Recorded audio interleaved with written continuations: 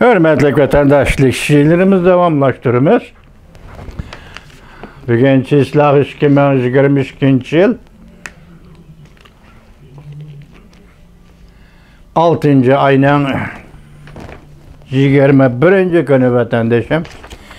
Endi sizlarga aytgan qiziqsinib anglaysizlar, qiziqib anglaysizlar degan hikoyamiz. Bu ishlar qaraganda rost bo'lib chiqyapti deyapti. Bu Jonayxayning ishlari vatandosh rost bo'lib chiqyapti. Bugun qisqa xabar, mavzu. Xi Jinping zo'r vosita qo'llanishga ta'minlayapti, qutirayapti. Xi Jinpingning qayta qo'llanishi mumkin bo'lgan 7 xil vosita to'g'risida tahlil.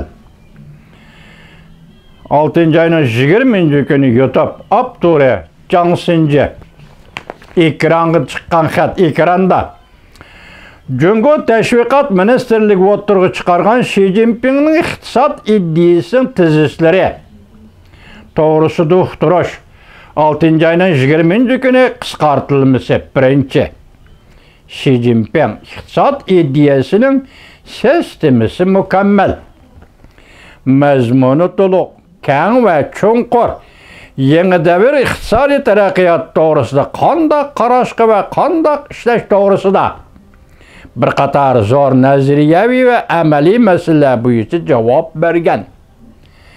Xi Jinpingning yangi davr Jungo sotsializm iddiyasining tarkibiy qismi. Xi Jinpingning bu iddiyasi yangi davr Jungo sotsializm iddiyasining tarkibiy qismi.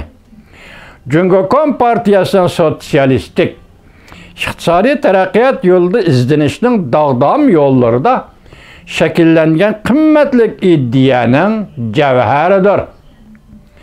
Marksizmlik siyosiy iqtisod ilmining zamonaviy, ya'ni Jungoda 21. asrdagi dunyoviy eng yangi nazariya mevasidir. Davlatimiz iqtisodning yuqori sifatda taraqqiy qilishi umumiyuzlik sotsialistik zamonaviy davlat qurishning ko'rsatkich mayokidir. Lekin changni biz pisholmaydi.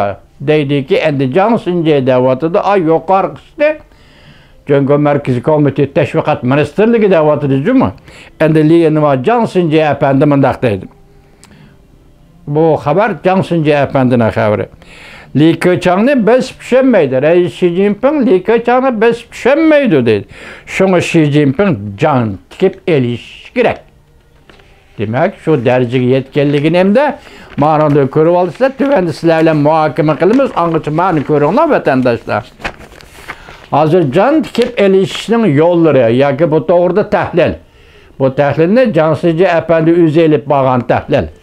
Nima deydi? Mumkin bo'ladigan birinchi chora 20. qurultayning chaqirilishini kechiktirish, likochangni elish uchun kechiktirish, yuqumli virus, iqtisodiy ishlar, harbiy ishlarni bahona qilish. Mumkin bo'ladigan ikkinchi chora yerlikda Xi Jinpingni qo'llash harakati qo'zg'ash. Xi Jinpingning qayta saylanishiga Markaziy partiya komitetini e'tirof qildirish. Mümkün bo'ladigan uchinchi chora harbiy kuchni ishga solib Beijing, Shanxay qatorliq cho'ng shaharlarni egallash va mamlakat bo'yicha harbiy holat e'lon qilish. Mümkün bo'ladigan to'rtinchi chora soqchi qo'shinlarini ishga solib qari cho'rilarni va navbatda Xi Jinpingga qarishtirayotgan yuqori qatlam rahbarlarini qo'lga olish. Mümkün bo'ladigan 5.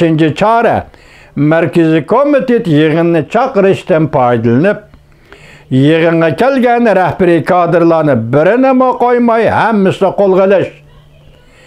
Mümkün bo'ladigan 6. chora Beijingdan chiqib ketish. Xi Jinpingning muridlari huquq tutayotgan joylarga berib, ikkinchi Markaziy komitet qurib, hokimiyatni parchalash. Mümkün bo'ladigan 7. chora aeroplanni haydab qochish. Qochib aksining yeniga, ya'ni Rossiya Federatsiyasining prezidenti Vladimir Putinning yeniga berish. siyasi panahlıq diləş. Demək bu növbətdə Reis Xi Jinping'nin 7 xil çarəsi. Bu çarə toğrusudakı təhlil ikən. Hazır Li Keqiang bilan Xi Jinping o'rtasidagi ziddiyat muşu dərəcəyə yetibdi. Endi tövəndə biz muşular asasında siz bilan vəziyyət və muhakimə edib barımız vətəndaşlar.